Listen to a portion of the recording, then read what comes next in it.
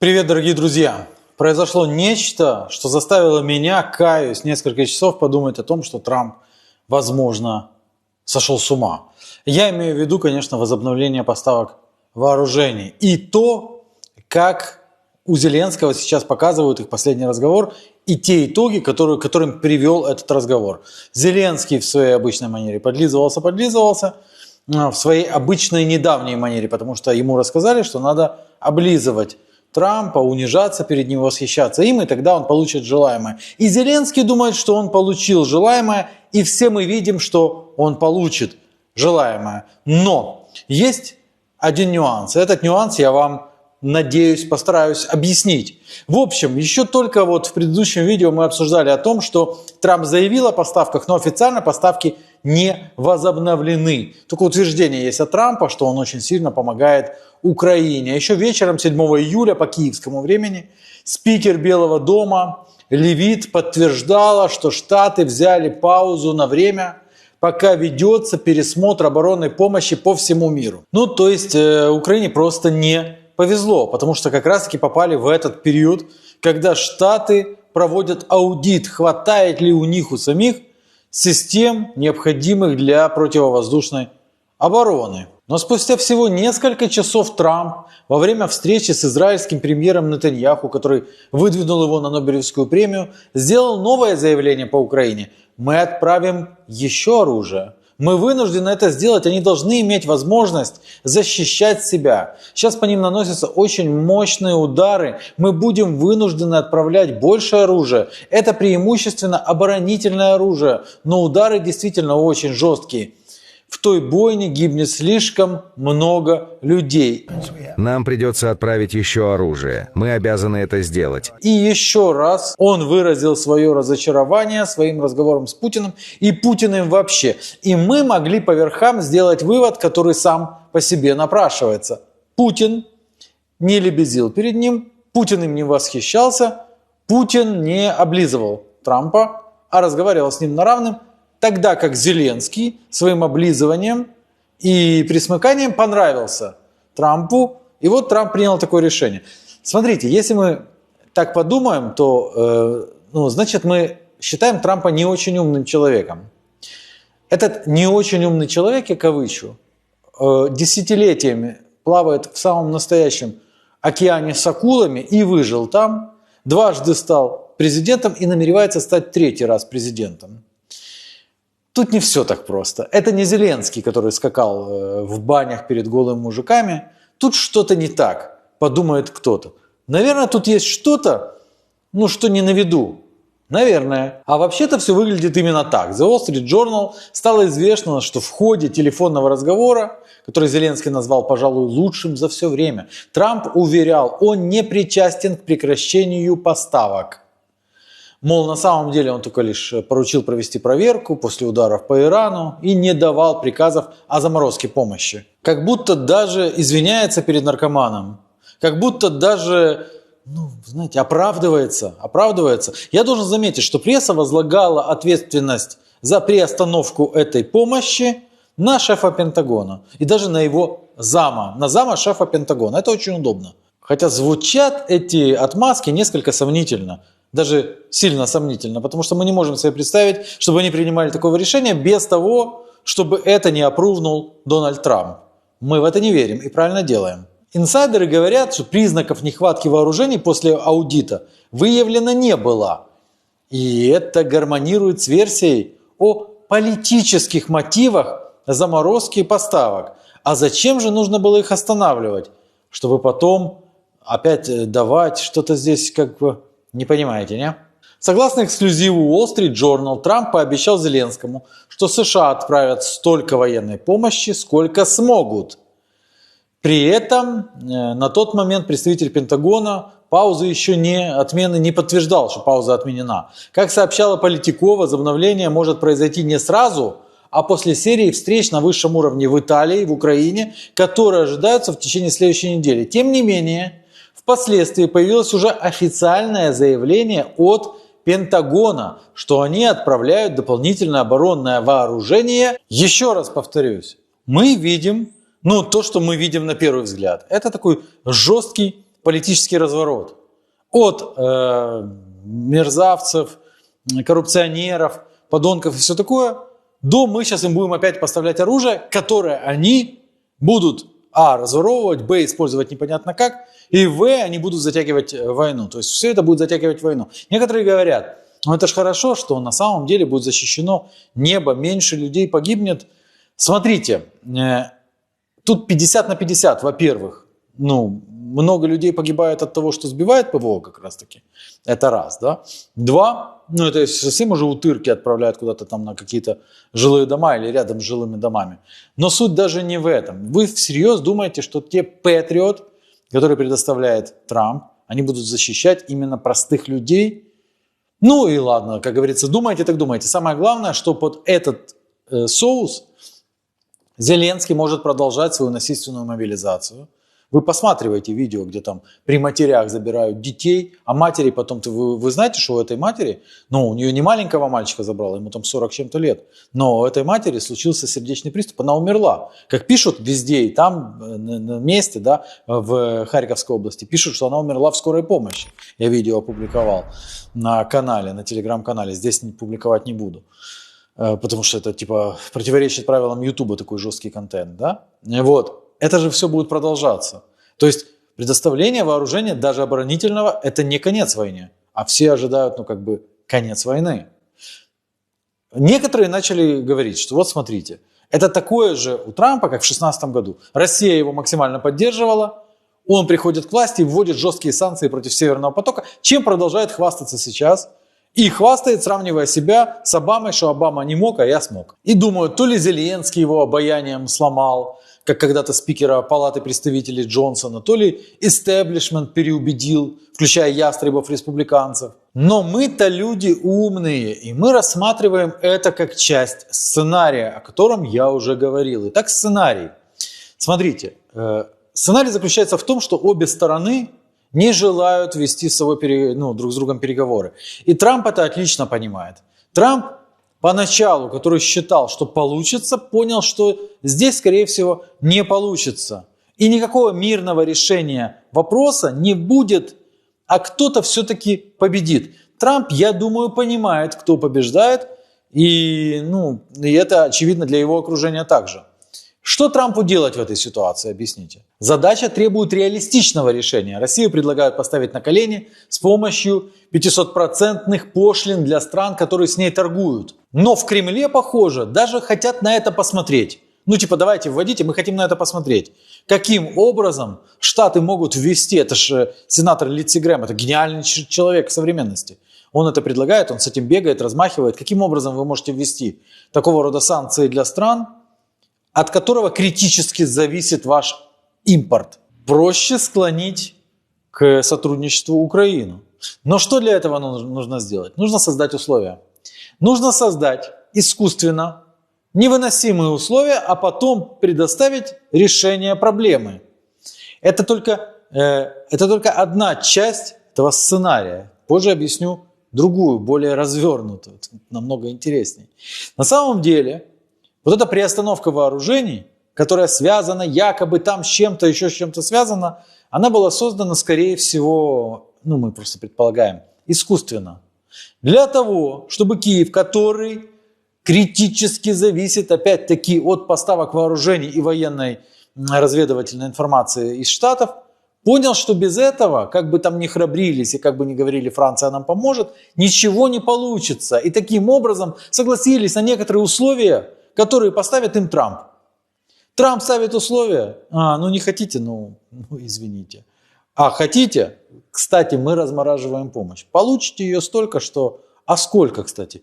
Интересно. Так было и в прошлый раз, когда недруги Трампа доказывали, что скандал в овальном кабинете спровоцировали намеренно. А Зеленский просто идиот, он купился на это. Его загнали в ловушку, после чего сам Трамп сказал, что так было нужно. Это все глубже. То есть, если дурака надо спровоцировать, то мы его спровоцируем. Если дурака надо поставить в страшные условия, то мы его поставим в эти условия, а потом дадим ему возможность выйти. Что за формулировка? Дадим столько, сколько сможем. Это сколько? А если сможем дать пару коробков спичек, которые горят под водой, и моток проволоки. Ну, я не знаю, что значит столько, сколько сможем. И что значит возобновить поставки, если речь идет только об оборонительных вооружениях. И это подчеркнуто. Не просто так, не зря подчеркнуто. Оборонительных вооружениях. О наступательных речи не идет. И вот уже возвращаемся к материалу Политико. Есть инсайт, что Штаты продолжат передавать инженерное оборудование и некоторые БМП, но без уточнения сроков. Однако больше всего Киев нуждается в противоракетах для ЗРК. И если США, как и обещал президент, найдут необходимые запасы, то Киеву будет спокойнее. Именно немножко спокойнее. Потому что по предварительной информации перехватчиков для начала дадут 10. Но обещают поискать где-то еще. Если что, максимальный залп Патриот — это 4 ракеты. Конечно же, против шахедов, которые летят на города, их использовать не будут. Их будут использовать против ракет. И то большой вопрос.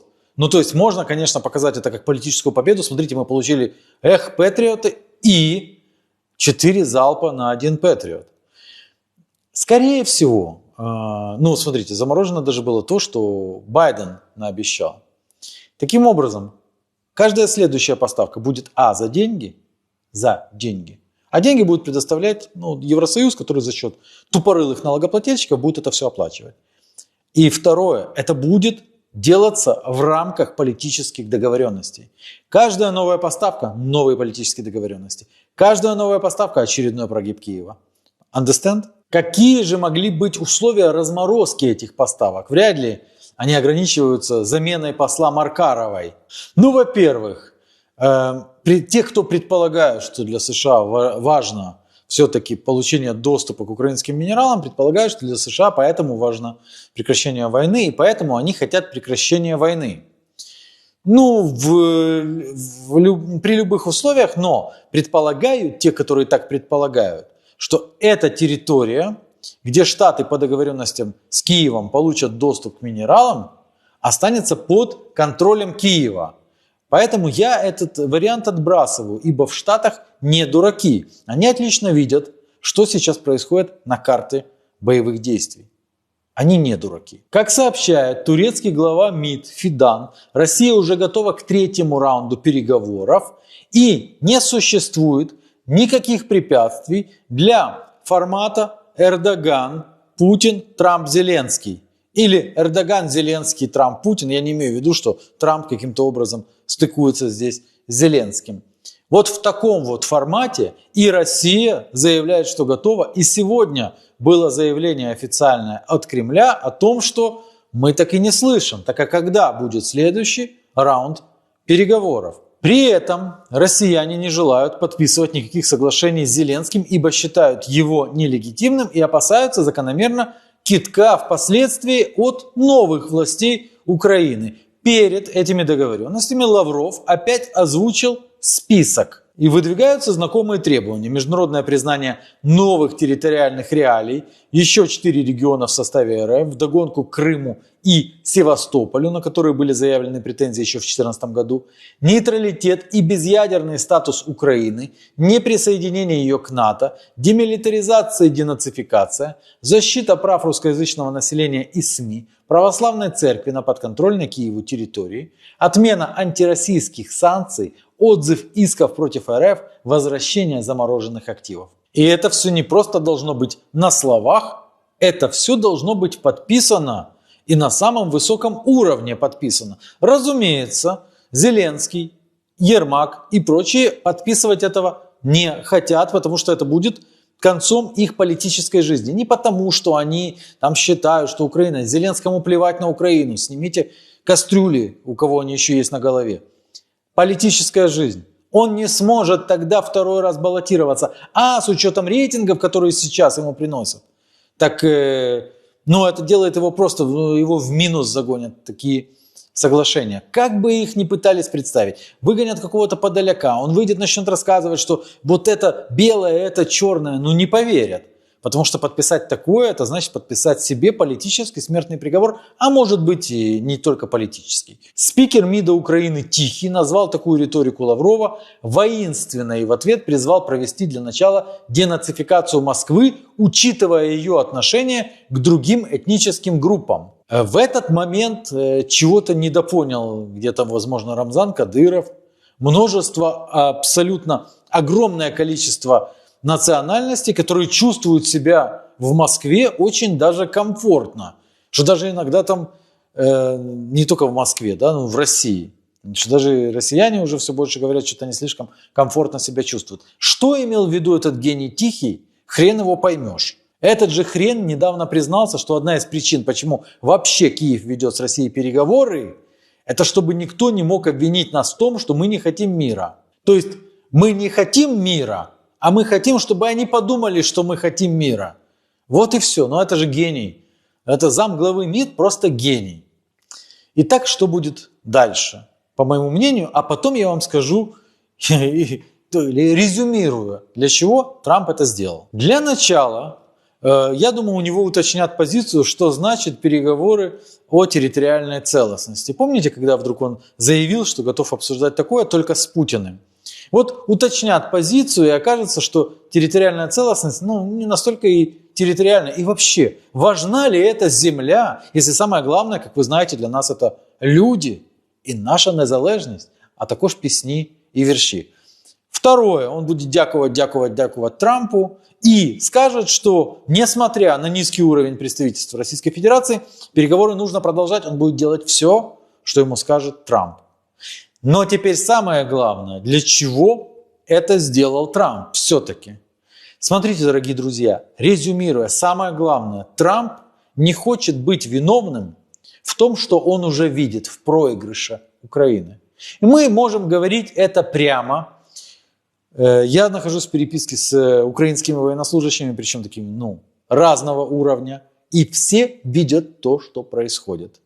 Все видят, что какими бы темпами ни пытались притормозить там, русских, еще что-то, санкции и тому подобное, все видят, к чему идет. Политическое руководство является в ту же очередь и военным руководством, к сожалению. И руководитель в офисе президента довел до поражения. Впереди маячит поражение. Трамп не хочет, чтобы его в этом винили. Ибо для Киева очень удобно обвинить Трампа и сказать, смотрите, это он не дал нам оружие, а если бы дал, то мы бы, как в свое время, там, F-16, Абрамсы и все такое. А Трамп сейчас снимает с себя эту ответственность. Он не хочет, чтобы проводились параллели с Афганистаном. Смотри, говорил там, вот смотри, я в Афганистане, а тут вот Украина то же самое. Нет, не то же самое. Я им даю оружие. Смотрите, я даю им оружие. Я даю им много оружия. Вот они хотят оружия, я им даю. Выше себя я прыгнуть не могу. Поэтому опустошить свои запасы я не могу. Поэтому я оружие им даю. Пожалуйста, на меня не кивайте. Трамп таким образом, технично, заманив идиота в ловушку, снимает с себя любую ответственность. Говорят, что когда Уитхов был в Москве и общался с Путиным, Путин сказал, условно говоря, да, что мы отдаем, вы делаете что угодно там, делаете что угодно вот там, вот, Тихоокеанский регион, что там вот, можем с Китаем против вас, можем с вами против Китая, космические силы, все такое. Но Украина моя. И Трамп это услышал.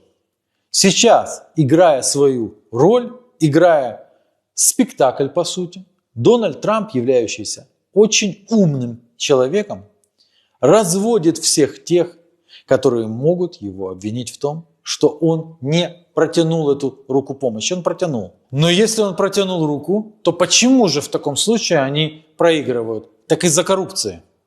Фишка в том, что мы в прошлом видео обсуждали как раз-таки не материал, а ряд материалов, который еще не последний, вышел по поводу Ермака. И вот это вот то, что обсуждали вчера, имею в виду, он еще не последний, это однозначно. И сейчас все чаще в западной прессе, где раньше исключительно только зализывали задницу Зеленскому, говорят прямо об украинской коррупции, о том, что внутренние распри хуже российских обстрелов, о том, что наносят урон Украине окружение Зеленского и так далее и тому подобное, это только разогрев.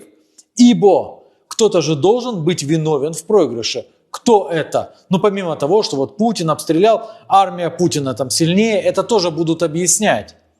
Но при этом кто-то должен взять на себя ответственность в Украине. Это не Трамп, потому что вы видите, Трамп помог, да, помогает всем, чем может, последний отдает. Это, конечно же, будет окружение Зеленского. И сейчас, по моей информации, готовится еще ряд материалов, причем в уровневой прессе, опять-таки, которая вчера еще только зализывала зад Зеленскому, о том, что коррупция разрушила, уничтожила и так далее. В проигрыше в войне будет виновата коррупция окружения Зеленского и самого Зеленского, потому что он не может быть окружен ворами, не являясь вором. Трамп все делает как по нотам. Поэтому не считайте, что Трамп глупее, чем вы думаете. Да? Трамп в этом океане акул много-много лет. И здесь все идет по плану. Наблюдаем. Пока.